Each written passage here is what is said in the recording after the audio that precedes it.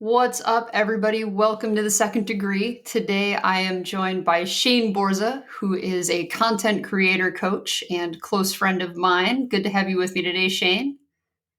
Thanks. I'm super excited to be on your show. So, Shane, you have quite the background. You're currently the AOF Film Festival's Director of Theater Operations. You're a content creator coach, you're a director, but you're also an ex military police officer. You're a human potential coach, you're a strong first coach. Talk to me a little bit about what your journey's been like. Well, it's funny because when you rattle all that off, I'm sure people will think like, oh, that's all these different things. And my wife's a career coach, and she specializes in helping people with resumes and things like that. And a few years ago, when I was doing career transition and going into coaching, I started rattling off all my old jobs and backgrounds and things. And she's like, okay, let's figure out what the thread is here. Because on paper, it's going to look like none of those things are connected. And so the thing I would say to answer your question is kind of like what she and I came up with a few years ago, which is like there's this thread of teaching and leadership in all of those positions. So it didn't matter if I was in the military or rock climbing guide, or I was running ropes courses, or I was life coaching, or I was personal training. All of that was me kind of teaching somebody how to do something. And so that's kind of been something I've been involved in my whole life, it's just in a lot of different ways. It's fantastic. And actually a huge part of why I wanted to have you on the show. It's that concept, right, of finding the common thread and connecting the dots that maybe most people haven't connected, right? And a lot of the traditional school learning that we tend to go through doesn't always prepare us for real life. So being able to see that thread and identify that and start to really drive your passion is a huge, huge part of why you've been so successful.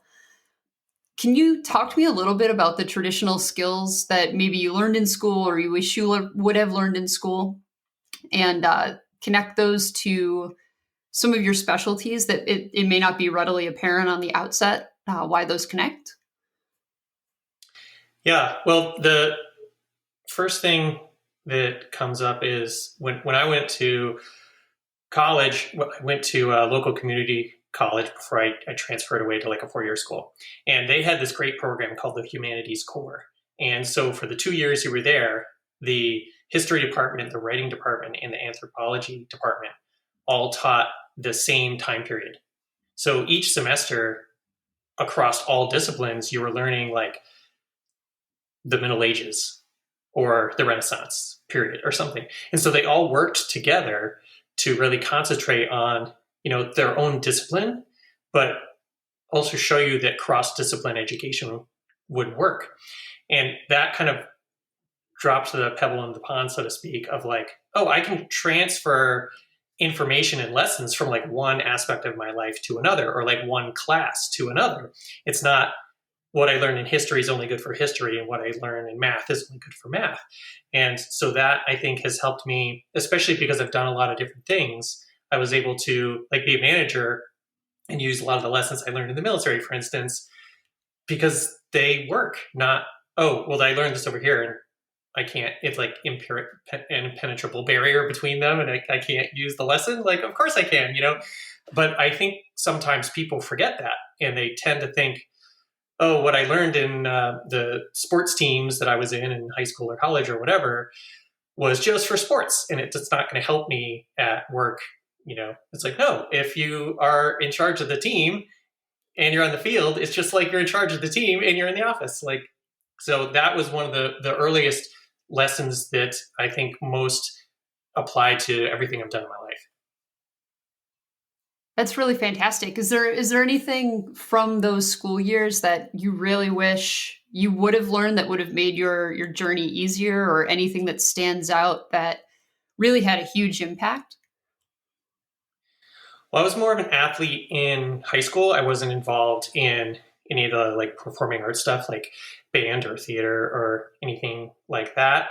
And so I'm not sure if it would have been a difference if I was, but I graduated from high school, went to college, graduated from college, and the year that I was going to transition to leave for the military, I was home visiting, and a friend of mine's younger brother, he is about 5 years younger than me or something. So he started high school when I was in college. So anyway, I got home and I'm like, hey, what are you going to do with your life? And he's like, oh, I'm going to New York City for film school. And I didn't know that that was an option. Like, I didn't know that you could go to film school instead of like college. And I'd been really interested in writing even in high school. And I used to write short stories and things. And I love movies. I was the kind of high school kid that we'd go to the theater and I would stay and watch all the credits until the lights came on. And I didn't do it because I was consciously trying to learn about the film industry. I did it out of like respect for all the people whose work was in it. But I also like listening to the music and that kind of. Anyway, when he told me, "Oh, I'm going to New York City for film school," I had this panic in my head where I said, "Wait, I'm about to join the military. I just graduated from college. You mean I could have just graduated from film school instead? Like, why didn't anybody tell me there was this option that like I could go to school to learn to be an artist? Like, it's too late." Like, I really felt like I'd missed it.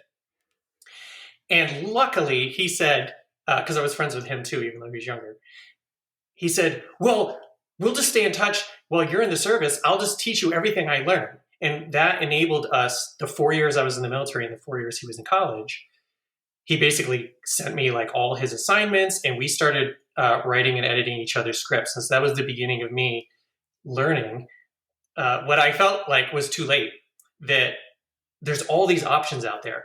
But to answer your question directly is I didn't feel like anyone in either high school or college had told me that there was other options other than go to school to get some kind of a job and then do that job. And by that, I mean like be an employee, not what do you want to do, or what creative thing maybe that you want to pursue, or what out of the box type of thing do you want to pursue? What's your passion? Let's figure that out and then see if there's a way for you to study that thing or pursue that thing like professionally. And so that is the thing that I wished I'd known, because then instead of going to film school 15 years after high school, I probably would have gone right away. Wow. I mean, what a story, right? And I think having that opportunity to go, right, and taking the chance on what you really wanted to do, even if it was 15 years later, what a great opportunity to really chase down your passion. What were you doing at the time when you decided that that was it, you were going to go? So I did my 4 years in the service, and I got out and I moved to across the country. I'm originally from New England, so I moved to Oregon, and I had the VA like home loan available to me and stuff. So I said, well, I'm going to be responsible. I'll move to Oregon. I'll buy a house, and that'll like force me to stop being this vagabond rock climber all the time, And the guy who was my loan officer was ex-military, and so we became buddies. And then he started introducing me to all his friends who worked in real estate, and they were all ex-military.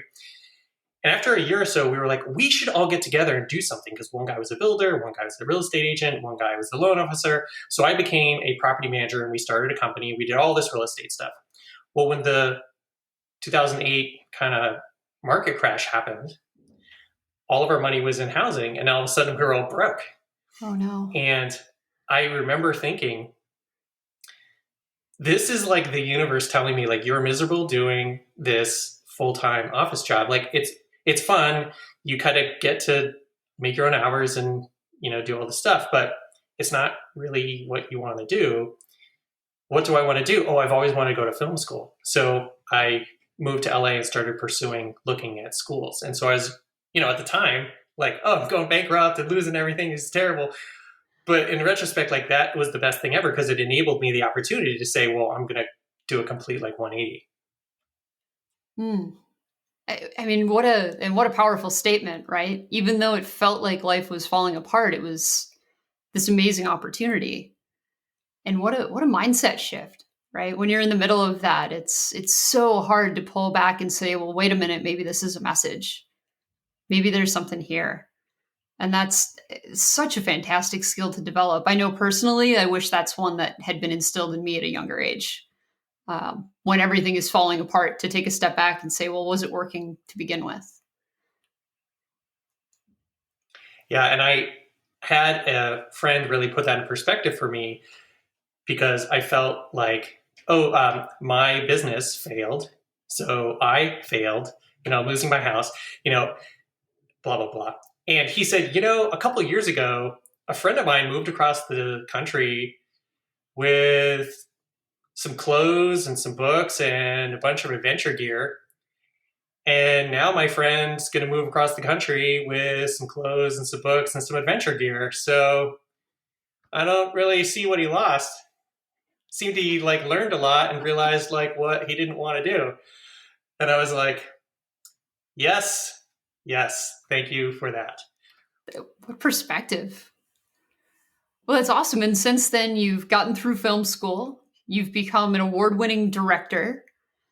You've gotten super into the indie film game. You've got an amazing wife. And you were the first, tell me this story, you were the first director to film what on LCAP? So my wife Joyce is amazing. And we had the world's first wedding on El Capitan in Yosemite, which we didn't know at the time. We didn't know till afterwards. And we just assumed somebody must have done this before. There's crazier people than us, but she and I were both climbers. I mean, I had more of a lifelong pursuit where she just kind of had gone climbing with friends here and there, but she was familiar with it. So when we started dating, it's one of the big kind of describers of myself. I'm like, oh, I'm a rock climber. That's what I do, So I wanted to make sure that we're going to be an adventure couple if we're going to make it, And so one of the things we did very early on was once a week, we would go spend the whole day outside climbing somewhere. And she really liked the kind of puzzle of it. She liked the figuring out how do I solve the problem of getting the right sequence of where do my hands go and all that kind of thing, which was great. So we started doing more climbing trips and adventure trips. And as we got closer and got to the point where we're talking about getting married, and, I think especially men, they will kind of defend themselves or keep themselves safe by delivering these ultimatums of kind of well, if I was ever going to do this, it would be like that or not. And it's very it's going to happen the way I want it, or it's not going to happen. And so I remember at some point I'd said, well, if I ever got married, I'd get married in Yosemite, but it would be on a cliff, on El Cap or something, thinking, well, that'll never happen. So I'm kind of safe, because I'd always said I'd be a lifelong vagabond rock climber.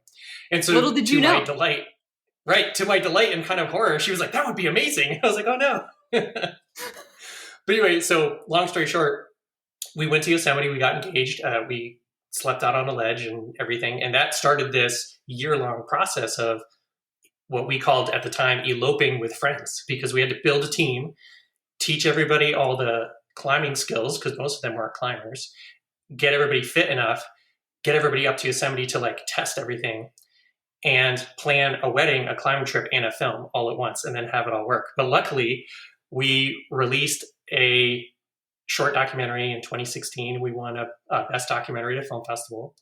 And then the trailer alone was Video of the Month on Outside TV. And now this summer, we're releasing the feature film version. So it's kind of an amazing story. But again, it's encapsulation of me being a coach, because I trained and taught everybody to do everything, as well as being a creator, because all the film stuff happened because I knew how to do that, and being a climber. So not only is it the best project that my wife and I have ever done together, but it's also the only project I've ever done that really encapsulates all the different parts of me and all the things I've learned. What a cool story. And what a unique situation, right? To say, I'm going to throw this ultimatum out there and this is never going to happen. Little did you know, and knowing your wife, right? She's like, let's do it. Amazing, right? What a cool opportunity, and what a neat surprise to find out you were the first to do it. Yeah, we have a really good friend of ours who he's lived and worked in the valley for Yosemite Valley for 20 plus years, and he's friends with all the old timers, and he's like, anyone I've ever talked to has ever heard of anybody getting married on the cliff. Some they get married on the top, they get married in the meadow, but no one's ever done it like on a ledge. And we were like, no, that can't be right. And they're like, No yeah. way. We're like, okay. Yeah. So kind of a happy accident. Yeah. So Shane, what's one thing, if you could sum up all of your life experience and kind of think back and pull that all together, what's one thing that you think absolutely everybody should be taught early on in life? This isn't so much a school lesson as a life lesson, but one of the most valuable things, because being a vagabond rock climber, you're constantly kind of, it's like being a ski bum or something. You kind of follow the season and they're very transitory. And that makes long-term friendships and relationships or romantic partners and things very difficult because, most people are in the same place. And if you're constantly moving or living out of your car or out of a tent or transient or something, especially in the 90s and the early 2000s, the technology wasn't there to easily stay in touch. So it made a lot of heartaches, and it, I think, made especially me do things like, well, if I'm ever going to get married, it's going to be on LCAP or not at all, to kind of protect myself. Yeah. And so I remember a friend of mine had told me, this is when I was living in Oregon, he said, don't worry about finding the one, worry about being the one. And that was this instantaneous thing. I'm like, oh, how about I work on myself and get over my shit? And instead of doing the thing that I think a lot of us tend to do is say, why does this always happen to me? Right. You're like, oh, because you're doing it to yourself. You're blaming why am I always dating all these girls that do X? Right. Well, if it happens in every relationship and all those girls are different, the constant is you. Right. I'm doing it. Right. And so when he said that to me, it made me kind of flash back in my life and realize oh, all the problems I've had with work, with friends, with people, with money, whatever the problems were, it was because I was not recognizing that maybe there's something for me to learn. Maybe there's a better way for me to do it or something like that. So that kind of a life lesson. I mean, that's been a central tenet of my life for the last 20 years now. Fair enough. So that ability to step back, evaluate what your part of whatever situation is, and start to apply that. Yeah, because it doesn't need to just apply to finding a partner, Right. If it could be finding a job or tripling your income or whatever it is, if you want to have a different outcome, maybe look at yourself and say, well, what can I do differently? Yeah. And that was a huge life lesson. Absolutely. I mean, we are the common thread in our life, right? I mean, to some extent, everybody is a little bit transitory. Like you said, everybody kind of comes and goes, even our parents, right? The older we get, the further we are from them. My dad always used to say, if all you meet is jerks every day, maybe the problem isn't everybody you've met, right? Yes. And realizing our part, regardless of what's going on outside of us, just being able to bring that through. So what a great lesson to communicate through. So we've got a couple of minutes left here. Quick couple of rapid fire questions for you. Just a couple of fun ones so everybody gets to know you a little bit. So first and foremost, probably one of my favorite questions and one of the most important in my minds. What's your superpower? So I like to say that professionally, I would say that it's creating and kind of constructing small groups and building group dynamics. But if it's personal, that it's my psych. I'm always super excited about things, and I'm the guy who goes to 11. And so I've been told that my enthusiasm is infectious. So maybe that's it. I can get behind that. I can agree with that for sure. Your psych is one of my favorite things about you, by far. So purchases that have made the biggest difference in your journey, but it has to be under $100. What would you tell somebody to buy? So a couple things come to mind. First is I got into coffee late in life. which is people laugh. Like I went through high school, no coffee, college, no coffee, military, no coffee, 10 years working at a summer camp, no coffee, rock climbing guide, no coffee. Went to film school, coffee every day. By the bucketful, right? Yes, yes. So I recently, though, a few years ago, realized like if I get a French press that's all like stainless steel and everything, it's certainly much more kind of like biohackery friendly for me than a cheap plastic one or whatever. But I really like the process of being more engaged in like making the coffee. And you can get a really nice one for 30, 40 bucks or whatever. So a little change like that was super helpful. And then another one that comes to mind, I can't remember the name of the model, but I listened to Tim Ferriss' podcast and he recommended this spinal roller from my Mobility Wad. And it's blue and the sides kind of taper down to like triangles and has this groove in the middle so you can roll up and down your back.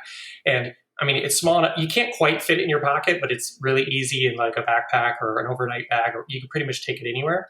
And you can use that to roll out your arms, your calves, your thighs, your hips, your back, everything. And it's like having a little masseuse with you everywhere you go. And that also wasn't very, like 30 bucks or something. So really good coffee, really good self, mobility massage. What's your favorite French press these days? Do you know? So the one I have is from Coffee Gator, and it's like fluorescent orange, which is super fun. I'll make sure I drop a link to that in the show notes so everybody has a chance to check that out if they're so inclined. They're and if you've a cool got company. a link. I tagged them in a few pictures when I first got it, and the like owner of the company, who's some dude who backpacked around the world and just decided I need better coffee. Responded to me personally, so it's like a cool small company. That is a really cool thing to have happen. I love it when owners get back with us on stuff like that. I had that happen for a couple of like small hot sauces that I'm really into. There was one in Colorado called Picaflor, and it just so happened that the farmer that owns it totally responds when you post on social media. So always fun to have that happen. All right, last question. What's one book that you recommend to absolutely everybody that you talk to? It's funny. I have a top 10 list, and it's hardly changed in like 20 years. But the book that most kind of changed things for me, and this is probably more of as a creator than like in my life, is I think it's called the Fabulous Adventures of Kavalier and Clay. And I'm blanking on the author's name at the moment, but that was just an incredible story. And it was about these two kind of like Jewish guys in New York City in the 30s who were inventing comic book characters. And it was a great combination of like a great story, but also like I grew up a comic book guy. And so it was really cool to have it almost like pull the curtain back and explore like a quasi reality of like what probably really happened when Marvel and DC and Superman and Batman all started in pulp comics. So it was kind of like history. It was kind of like drama. It was kind of like historical fiction, like all rolled into one. And I'll do a second one just real quick, which is a heartbreaking work of staggering genius by Dave Eggers. That's the one that made me realize like I have to write a book and like make movies, because it kind of broke all the rules. Like if you open the book, on the table of contents, there's like notes that you can read. And on the ISBN page where it says table of contents, like there's stuff in there. Like these little, you don't normally read that page, but if you read it, like he put the real phone numbers of people in the book in the initial pressings, like all of the stuff you're not supposed to do. He kind of just did whatever he want, because like it's my book, I can do what I want, and that was really inspiring to me. So that would be my two.